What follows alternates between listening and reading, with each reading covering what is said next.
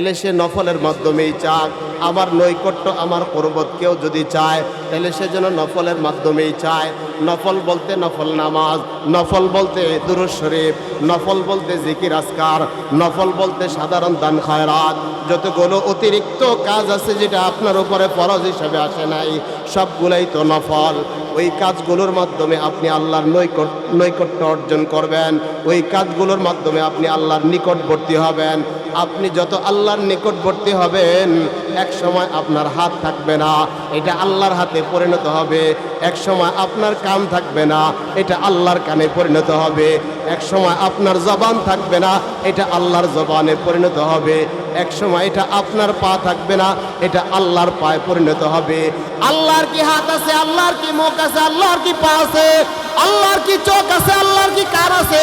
না, আল্লাহর চোখ নাই, আল্লাহর হাত নাই, আল্লাহর কান নাই, আল্লাহর পা নাই। তাইলে এগুলো যে বলা হইল, বরং এগুলো অর্থ হইল আল্লাহ আপনার জবানে বরকত দিবে। আপনি আর মিথ্যা বলবেন না, আপনার জবান দিয়া সবসময় সত্যবাদিতা থাকবে, সত্য কথা বের হবে। আপনার জবানটা পাক কাজে কাজে লাগবে, আপনার কানটা ভালো কাজে কাজে লাগবে, ভালো কাজে ব্যবহার হবে। আপনার হাতটা খারাপ কাজে যাবে না, ভালো কাজে যাবে। আপনার পাটা খারাপ কাজে যাবে না, ভালো কাজে যাবে। মোট কথা, মাথা থেকে পা পর্যন্ত আপনি যদি নওয়াফিলের মাধ্যমে আল্লাহর কুরবত অর্জন করেন, ফায়দা হলো আপনার পুরাটা ডেড বডি আল্লাহর রহমত দিয়া আল্লাহ তার চাদরে ডেকে নিবে। এই জন্য বাবারা, আমরা একটা হিম্মত করি, নিয়ত করি আর এরাদা করি যে হায়াতের কিছু সময় দৈনিক দুরূদ শরীফের আমল করা যাবে না ইনশাআল্লাহ? বলেন না, বলেন না ইনশাআল্লাহ? যা বলেন ইনশাআল্লাহ। মা বোনরাও কাজ করতে করতে দুরূদ শরীফ পড়ি। সাল্লাল্লাহু আলাইহি ওয়াসাল্লাম, সাল্লাল্লাহু আলাইহি ওয়াসাল্লাম, আল্লাহুম্মা সাল্লি আলা মুহাম্মাদ বিআদাদি কুল্লি দাইন ওয়া দাওয়া ওয়া বিআদাদি কুল্লি ইল্লাতিন ওয়া শিফা। আপনি অসুস্থ, ডাক্তারের কাছে দৌড়ান, এখানে যান সেখানে যান, আল্লাহর পয়গম্বর দুরূদ শিখায় দিছে, আল্লাহুম্মা সাল্লি আলা মুহাম্মাদ বিআদাদি কুল্লি দাইন ওয়া দাওয়া ওয়া বিআদাদি কুল্লি ইল্লাতিন ওয়া শিফা। তাইলে দুরূদ শরীফ আপনার রোগের শিফা হইতে পারে, দুরূদ শরীফ রোগের শিফা হইতে পারে। আপনি সূরা ফাতিহা পড়েন, এই হাদিস শরীফটা 3 বার পড়েন। মামুলাত আছে আমাদের আকাবেরদের মামুলাত, 3 বার পানিতে দম করে আপনি এই পানিটা খান, ইনশাআল্লাহ ইনশাআল্লাহ দুরূদের বরকতে আপনার রোগ শিফা হয়ে যাবে, শিফা হয়ে যাবে। আল্লাহ বলেন, ইন্নাল্লাহা ওয়া মালাইকাতাহু ইউসাল্লুনা আলান নবী ইয়া আইয়ুহাল্লাযীনা আমানু সাল্লু আলাইহি ওয়া সাল্লিমু তাসলিমা। এ উম্মত, এ উম্মতে মুহাম্মদী, হে আল্লাহর গোলাম, যদি আপনি দুরূদ শরীফ না পড়েন, আমি না পড়ি, কোনো অসুবিধা নাই। আল্লাহর পক্ষ থেকে আল্লাহর পেয়ারা পয়গম্বরের যে মহব্বত, আল্লাহর পেয়ারা পয়গম্বরের যে আজমত, এটা আপনি দুরূদ শরীফ পড়লেও যতটুকু থাকবে, আপনি দুরূদ না পড়লেও ততটুকুই থাকবে। দুরূদের মাধ্যমে আপনি বরকতপূর্ণ হবেন, দুরূদের মাধ্যমে আমি বরকতপূর্ণ হব।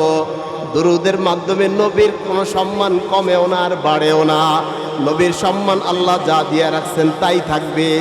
আপনি যদি দুরূদ পড়েন আপনি ধন্য হবেন, আপনি যদি দুরূদ পড়েন আপনার গুনাহ মাফ হবে, আপনি যদি দুরূদ পড়েন আপনার জান্নাতের রাস্তার নিকটবর্তী হবে। আপনি দুরূদ পড়লে আপনার কি বলে আল্লাহ তাআলা বদিগুলা গুনাহগুলা আল্লাহ তাআলা মিটিয়ে দিবেন। ফায়দা আপনার, ফায়দা অন্য কারো না। তাহলে আপনি যদি পড়েন, সিদ্ধান্ত নেন পড়বেন, পড়েন। যদি আপনি সিদ্ধান্ত নেন, সবাই মিলে সিদ্ধান্ত নেয় আল্লাহর পয়গম্বরের উপরে দুরূদ পড়বে না, সমস্যা নাই। তাইলে আপনি না পড়লেও ফেরেশতারা পড়বে। এখন বলবেন ফেরেশতারাও তো এক সময় মারা যাবে। হা ফেরেশতারাও এক সময় মারা যাবে। তাইলে যদি ফেরেশতারাও না পড়ে তাহলে কে পড়বে? তাইলে আল্লাহর পেয়ারা পয়গম্বরের বুজুর রহমত নাজিল করা বন্ধ হয়ে যাবে? না, বন্ধ হবে না, বরং আল্লাহ স্বয়ং নিজে আল্লাহর পেয়ারা পয়গম্বরের উপরে রহমত নাজিল করতেই থাকবে। সবাই মারা যাবে, মানুষ মারা যাবে, তাইলে কি দুরূদ পড়া বন্ধ হয়ে যাবে? না, দুরূদ পড়া বন্ধ হবে না। ফেরেশতারা পড়বে, বলে ফেরেশতারাও তো মারা যাবে।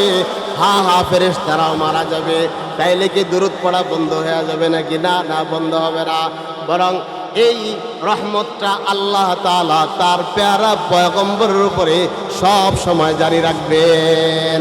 এটা কি দুনিয়ায় জারি থাকবে এমন নয়, হাসরের ময়দানে জারি থাকবে এমন নয়, ফুলসিরাতে মিজানে জারি থাকবে এমন নয়, বরং জান্নাতে আল্লাহর প্যারা পয়গম্বরের উপরে আল্লাহর পক্ষ থেকে রহমত পৌঁছতে থাকবে।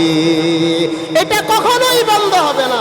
এজন্যই তো আল্লাহ তাআলা এখানে যে শব্দটা উল্লেখ করেছেন, ইউসাল্লুন, মুজারের সিগা দ্বারা আল্লাহ তাআলা ইঙ্গিত দিয়ে দিলেন, আমি আল্লাহর পক্ষ থেকে দুরূদ, আমি আল্লাহর পক্ষ থেকে রহমত, এটা চলমান থাকবে, চলমান আছে, ভবিষ্যতেও চলতে থাকবে।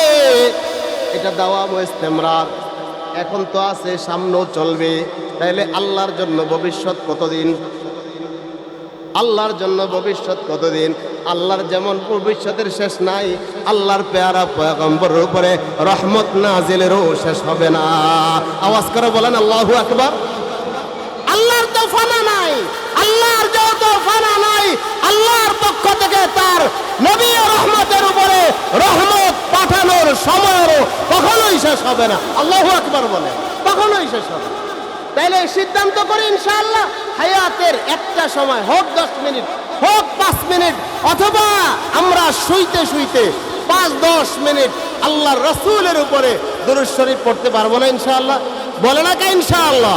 মা বোনরাও হিম্মত করে যে কথাগুলো বললাম মুখতাসার সময়ে, আল্লাহ আমাদের সকলকে কথাগুলোর উপর আমল করবার তৌফিক দান করেন। ওয়া আখিরু দাওয়ানা আলহামদুলিল্লাহি রাব্বিল আলামিন।